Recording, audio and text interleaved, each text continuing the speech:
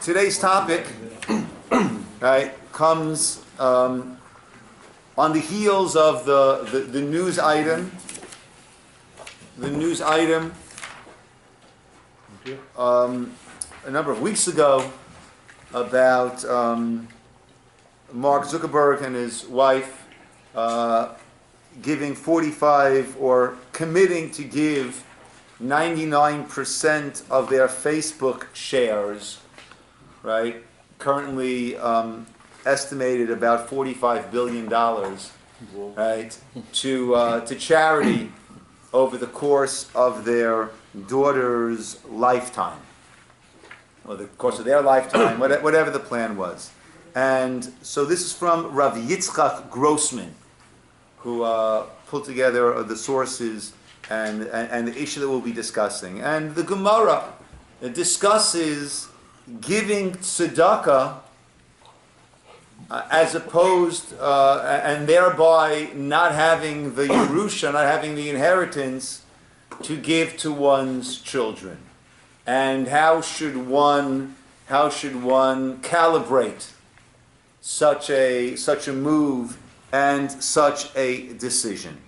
So we're going to go through a number of sources first, and then we will discuss the practical application that the poskim have applied to this. The first source is the Gemara Bava Batra. We have it both in Hebrew and in English. The Mishnah says, "Hakotev et nechasav la'acherim, v'hiniach et banav." A person who writes to give all of his property, his estate, to others, v'hiniach et banav, thereby casting aside his own children. Masha asa asui, that which is done, meaning legally it takes effect. We can't say that the gifts that he's given or what he has done, right, even in the tzava, in the will, is not taking effect. Ela ein ruach chachamim nocha himenu. However, the spirit of the sages is not at peace, is not restful with him. In other words, the path the person has chosen to take goes against the idea and ideals of what should be done. Already the lashon of it's done, already kind of suggesting that too. Rosh Gamaliel says, Im lo hayu banav noagim keshura, if his children were not acting in a proper fashion, he says, Zachor latov, he should be remembered for the good. The person has, in fact, according to him, taken the proper path. Now, there are two ways of learning this Mishnah. We have two opinions. Is it two opinions, or is one just filling in what the other one didn't say? Is one just qualifying the other? Meaning, when the Chachamim, when the first opinion said that it's not something that the spirit of the sages is happy with, was he talking about in a situation where a person's children are, in fact, on a proper path, and he would agree with the second opinion, with Rabbi Shimon ben Gamliel, who's just adding on and saying, yes, but if the children are not on a proper path, then it is the right thing to do to give the money elsewhere? That's one way of approaching the Mishnah. Or another way of approaching the Mishnah is that the first opinion states categorically, one should not do that. No matter what path one's children have taken, one should not divert the inheritance away from them to go elsewhere. And Rav Shimon Gamliel is in fact arguing according to that version and says, no, it all depends. It is the incorrect thing to do if the children are on a proper path. But if the children are on an improper path, then it is the right thing to do. So it's not clear. And the Gemara actually asks, once I get them with you, although the Gemara actually asks, do the Rabbanan argue on him and say that one should never divert the estate?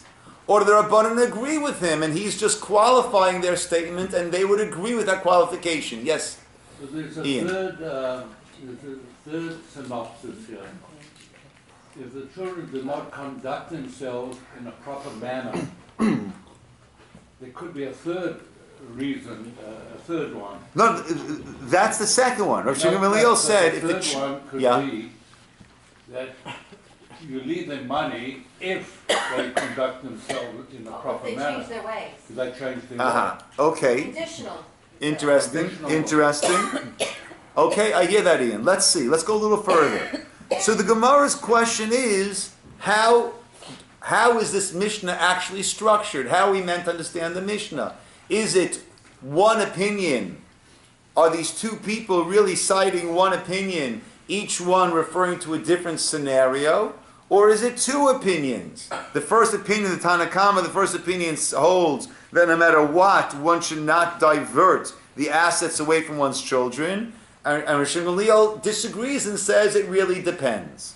So the Gemara says, that's a continuation we have underneath there, continued, Toshma Havila, Toshma. Right, come in here. The Gemara tried to bring a proof, and it was an inconclusive proof. Toshma, come in here. The Amar le Shmuel le Rav Yehuda.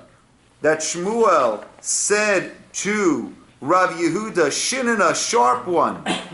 He said to him, Lo tahave be'avure achsanata. Do not be amongst those, do not be those who transfer over the inheritance, afilu mi barabisha lebaratova, even from a bad child, so to speak, from a child who's acting in an improper manner, right, to a child that is acting in a proper manner. So you have children, some are on a certain path, others are not on a certain path. Don't transfer. He said, don't be amongst those who transfer the inheritance over. The kol shekei mibra librata, right? And how much more so, right, not to transfer it from the son to a daughter. Okay? Now, when it comes to inheritance, understand that the way the Torah inheritance is structured is differently for the boys and the girls. For the boys will receive an inheritance. The girls don't necessarily receive an inheritance, but the girls are taken care of. Their needs are met until they get married. So, for the boys, it's either a windfall or zip, or nothing at all. For the girls, there is this built-in security that their needs are taken care of. If there's not enough to take care of the girls' needs, and there'll be nothing left over for the boys, then the boys get absolutely nothing. They will have to fend for themselves. They'll have to go door to door collecting or whatever it is, and the girls are taken care of. What we see here is that it seems that, and that would be the opinion of the Chachamim, that the Chachamim would say that you should not. Now, if they're all one opinion, then who is this going according to? Everyone agrees. If the Mishnah is really one opinion and two situations, children behaving properly, don't take it away. Behaving improperly, do take it away. Then this is going according to neither of the opinion. This is not conforming with the Mishnah. Therefore, we see from here clearly that there were two opinions. The Tanna Kama, the first opinion, held no matter what, either way, you should not move the inheritance from one child to another. And Rav Shimon Gamliel argued, and it seems that we follow the opinion of the Tanna Kama. Similarly, Tana Rabbana, we learned, Masav Adam Echad, it happened with a person, Shlo Yibanav Noagin Kashua, whose children were not conducting themselves in a proper fashion. Amad v'kazim nechasav liYonatan ben Uziel. So he gave over all of his property to Rabbi Yonatan ben Uziel, who happens to be the author of the Targum that we have on the Torah, and the only Targum, the only Aramaic translation that we have on Scripture, on Nevi'im and Ketuvim. Masa Yonatan ben Uziel, what did he do? Machar shlish, he sold a third of it. V'hikdish shlish, a third of it he consecrated to give to the Beit HaMikdash, to the temple. V'hechsi lebanav shlish, and a third of it he returned to this person's heirs that he had basically cut out of his will, he took a third of it and returned it to those children. Baalav Shammai b'maklo v'tarmilo. Shammai came against him, literally with his staff and with his bag, meaning Shammai felt that he had done wrongly. This person had chosen not to include his children. Why would he go and do that? Amarle and Yosef ben Uziel responded, Shammai, imata yochel otzi mashe mecharti mashe kedashi ati yochel otzi mashe chazarti. In other words, the same way that you can't undo that which I have sold and that which I have consecrated, so too you can't undo that which I returned to the children. And once again indicating that this person was remiss in taking it away from his children, and it should have been given to his children. Now this is discussing taking away from one child to give to another, or taking away from children to give elsewhere.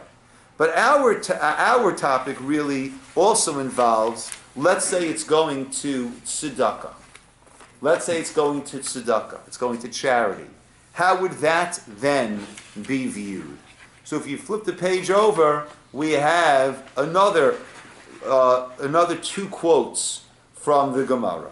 We have the Gemara in Ketuvot, which discusses in general how much charity should one give. And that is based on the pasuk of Aser Ta'asrenu.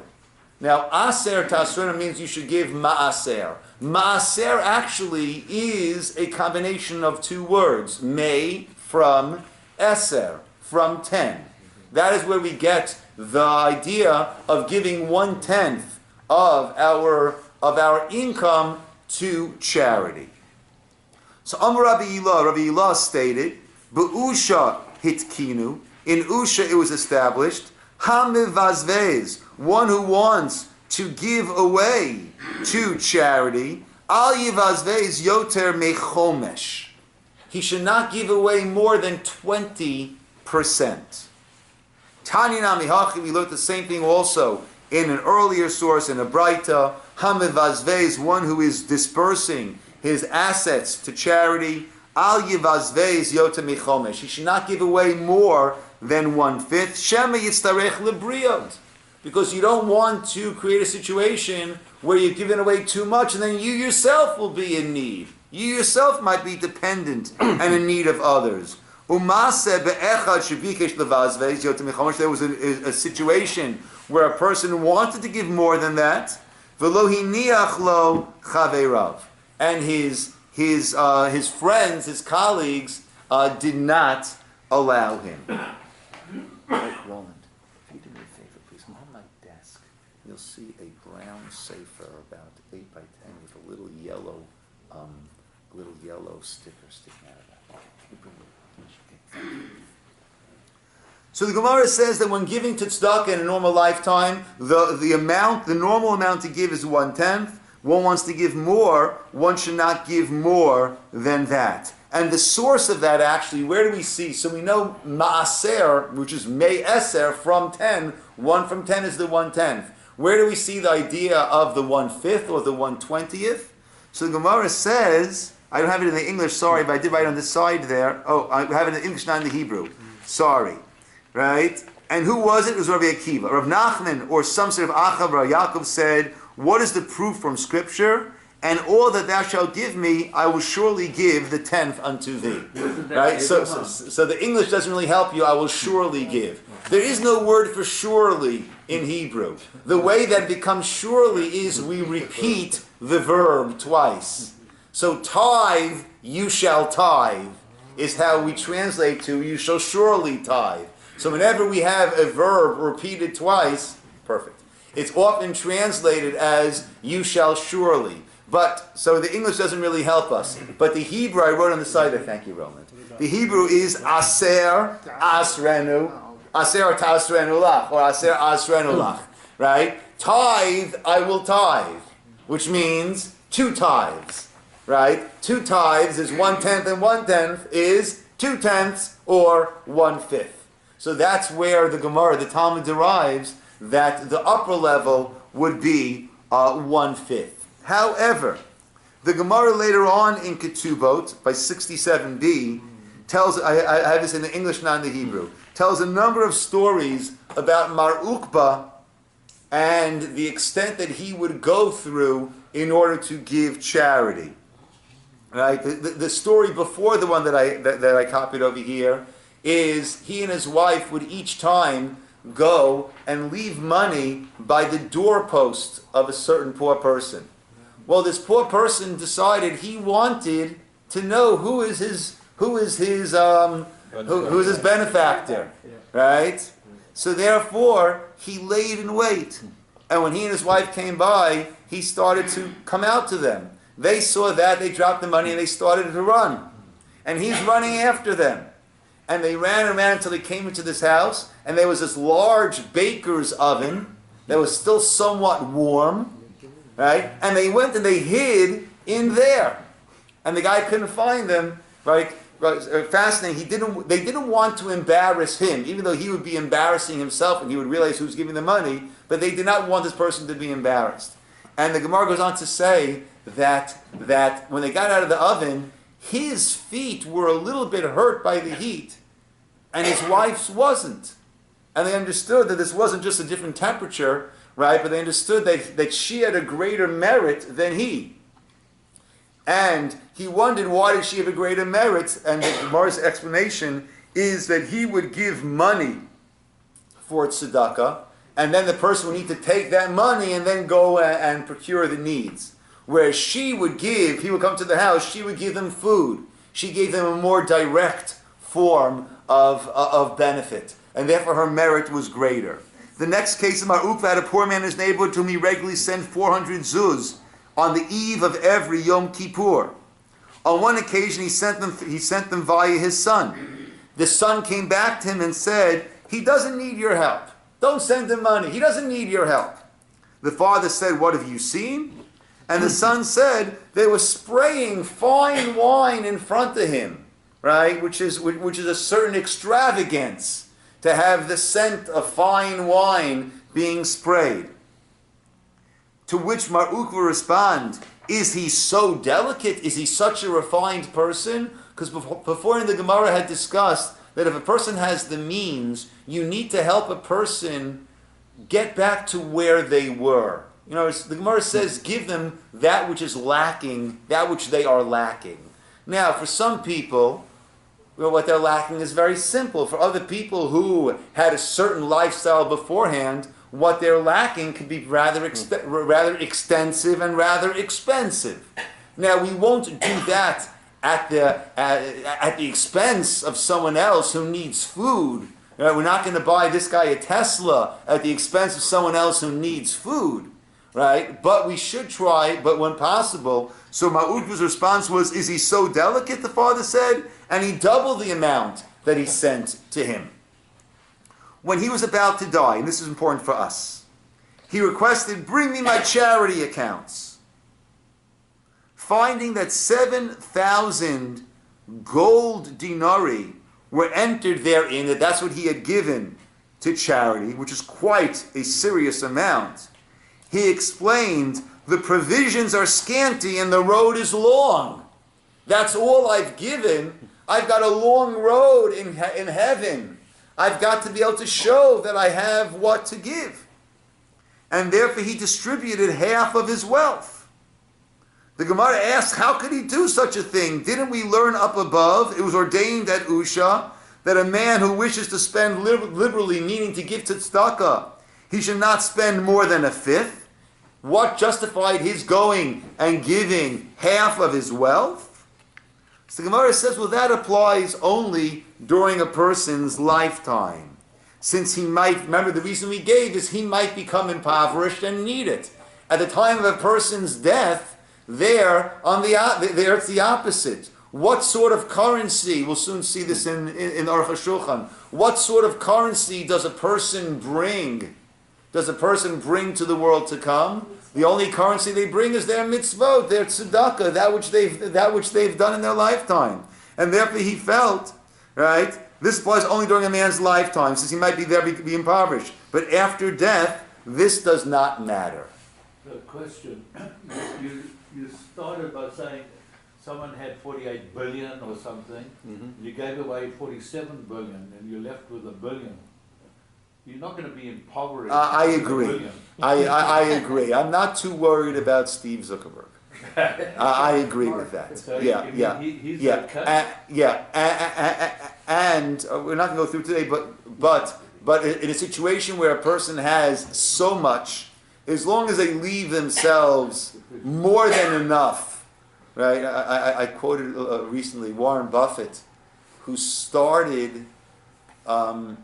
He and I think it was he and Gates, right? Started a certain foundation for billionaires, right? To give away, right, half of their wealth, and many did, and many didn't. And Buffett said when many refused, he was thinking of writing a book titled "How to Scrape By on 500 million."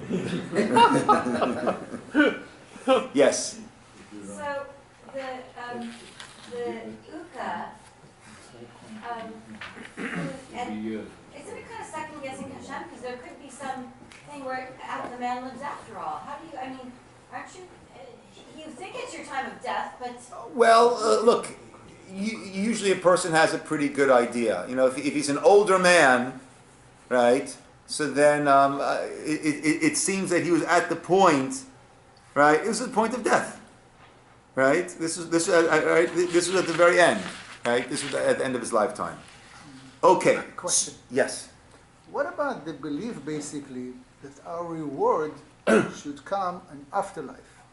So basically, if God gave you the rewards in this life, you might be questioning yourself, he gave me everything now. What I'm going to get there? Probably nothing. So maybe I should return it back so I get there more. Okay. So we never know. We never know if a person's having a very comfortable life here. You know, you have the righteous who have what's called two tables, right? This world and the next world. We never know. But we're going to touch upon that right now.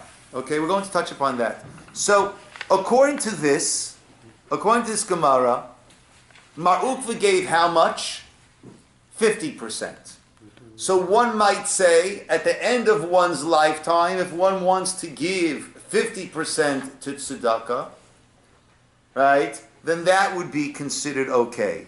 The Ramah, right, Rav Moshe Isserles, well, this is the Aruch HaShulchan, he's quoting that. V'chein b'maser adin kein kumuvan. The Ramah wrote, V'al yivazveiz adam yotim michomish. Again, a person should not give more than the 20%, lest he might come to need the help of others. And that's only in a person's lifetime. Al v'shat moto, but at the time of death, the Ramah says, Yochel adam litein tzedakah kol ma sheyirtzeh. A person can give whatever he wants.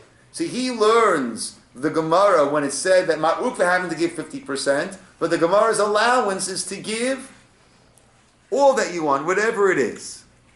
Now, the Aruch HaShulchan writes, it appears from the Gemara that up until half a person should give out, and not more than that. Right? Why? Because he's combining the first Gemara that we had, that you're not supposed to completely move the nachala, the inheritance, away from your heirs. Right? We shouldn't take away from them. So he says he wants to learn it means literally in half. Until half you can give to tzedakah. Why? Because like that, you're splitting with your heirs.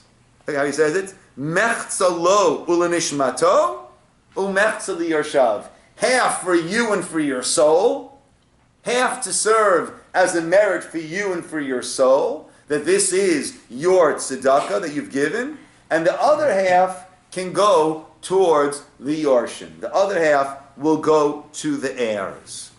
The last note, which I don't have in English, but on the sheet that you have over here, is the shiltas, a question that was posed to Rav Achai Gaon. And he writes there, it's on the second line, Ule'inyan shilta, and in regard to the question that you asked before me, come in here, Toshma, we learned, One who gives away, al yavaze, should not give away more than a fifth. And someone wanted to do more, and his friends did not allow him, lest he would come to being in need. And once again, this only applies mechayim, while alive. La'achamita, after death. Why? What's the din? And he brings from the Gemara of Mar'ukva that we had over there, that he said, show me my ledger.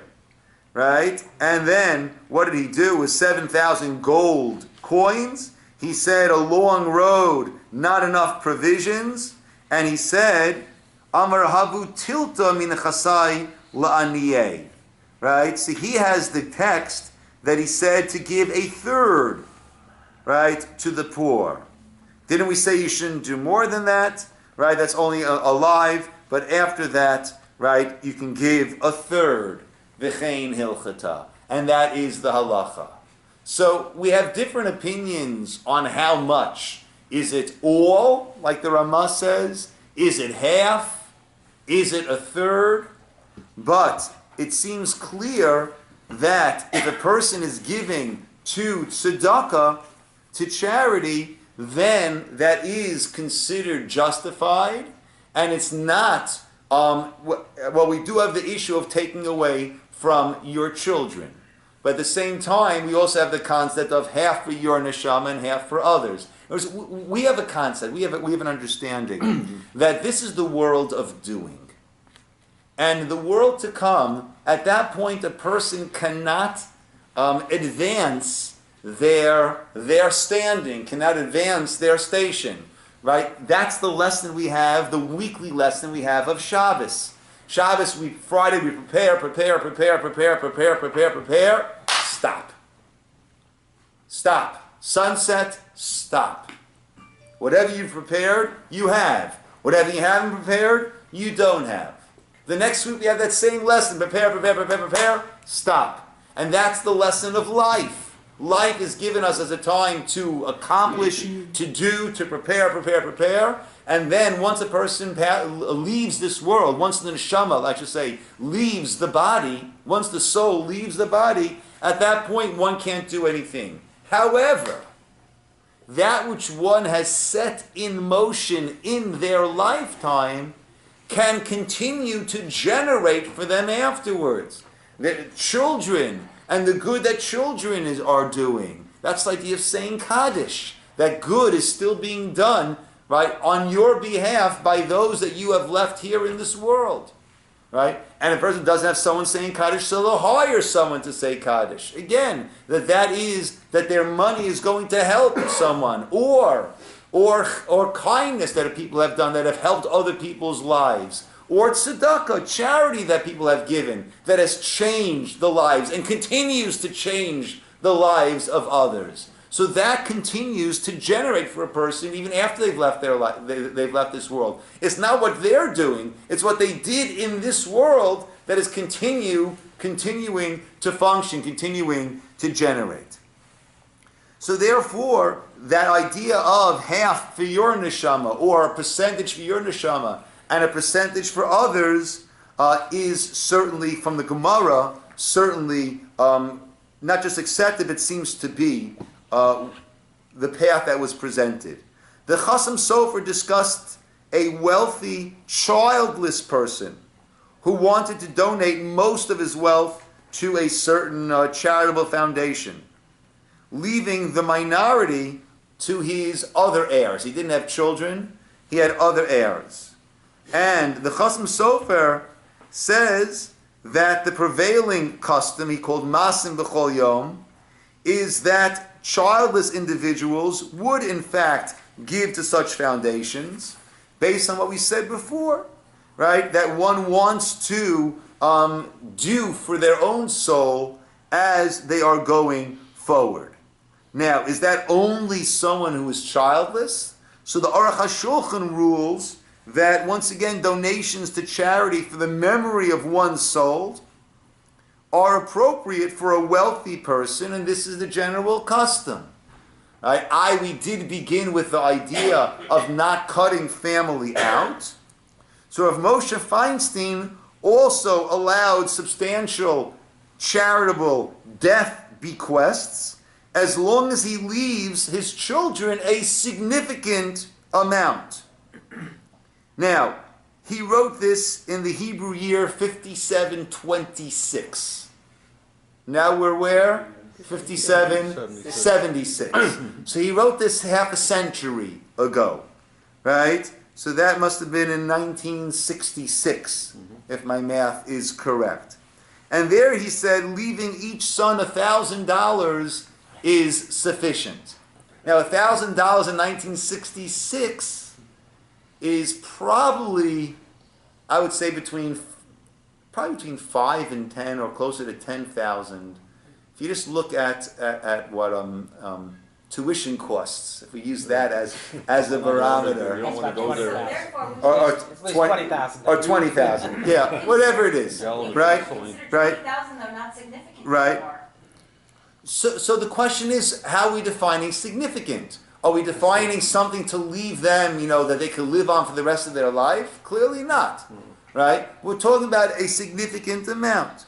Now, and he argues that even those who are not childless also need to think about their own eternity, right? So one would want to leave a significant amount, but at the same time, right, that my children are driving a Jaguar, right, as opposed to my having the zechut, the merit, the eternal merit that will help me in the world to come, right, of giving charity. So, probably, at least in my mind, that would go ahead of the Jaguar, right?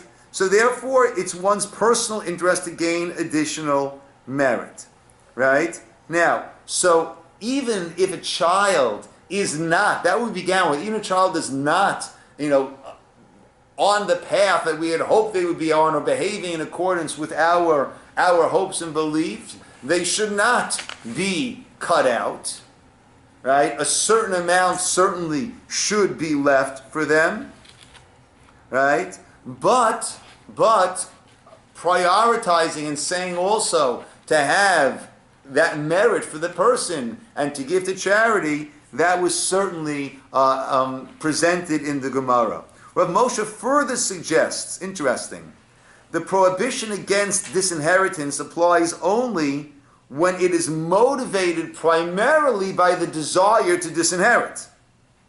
Right? Do I want to disinherit, and therefore I got to find something else to do with my money?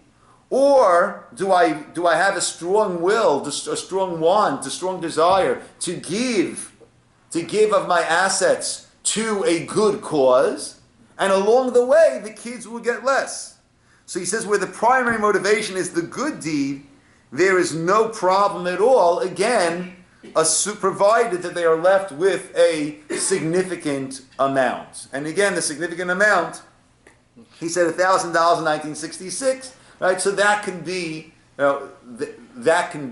debated, and people can have different views on it.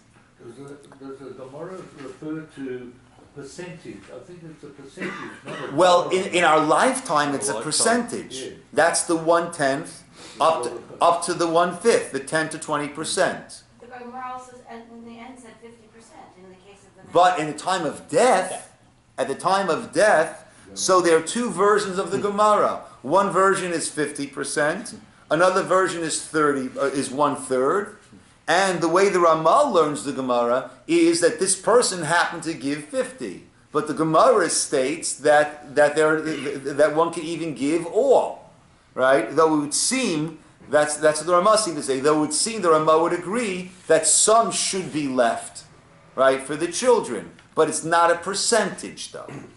Okay? So what comes out is, and the Gemara elsewhere, I didn't come across a source, that a child is not behaving a certain way. You never know what might be. So to disinherit, that is strongly discouraged. And the Mishnah we began with, there were two opinions in the Mishnah. The first opinion said, don't take it, right, from your child to others, regardless of how the children are behaving and what path they have chosen. At the same time, the person does, right, and we shouldn't give away too much, lest we might come to need it. At the time of death, that's not an issue, and therefore a person, according to Aruch HaShulchan, half for your soul and half for your children, or according to Rav Moshe, even more than that, as long as a significant amount is being left, right, quote unquote significant, for the heirs, for the children, then a person, it makes sense to prepare for their own eternity and to accumulate merits to the degree that they can. I've got I don't want to take your time, but I've got a real life situation, well not live, but it happened where, and this is in the 50s or early 60s, I had an aunt that's my grandmother's brother was married, no children, a millionaire. So when he died... Now, in the 1950s, a millionaire was significant. Okay, when he died, he left the money to his wife. So he didn't mention his side of the family, didn't mention her side of the family.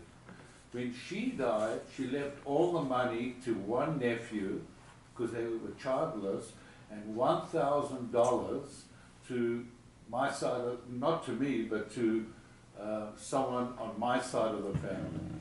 And there was big faribbles, and all that. But she left it to her, one person, one or two in her family, and forgot about the other side of the family. Yeah. Look. Because he never made a something that my parents, Aleim Shalom, were very careful with, and my in-laws, Yibadu L'chaim, continue to live long and healthy lives, are very careful with. Not that we're talking about major monies coming down, but it's so important to them that there should not be a machloket. There should not be a machloket afterwards, and certainly that should guide. Dov, can you turn that off for a second?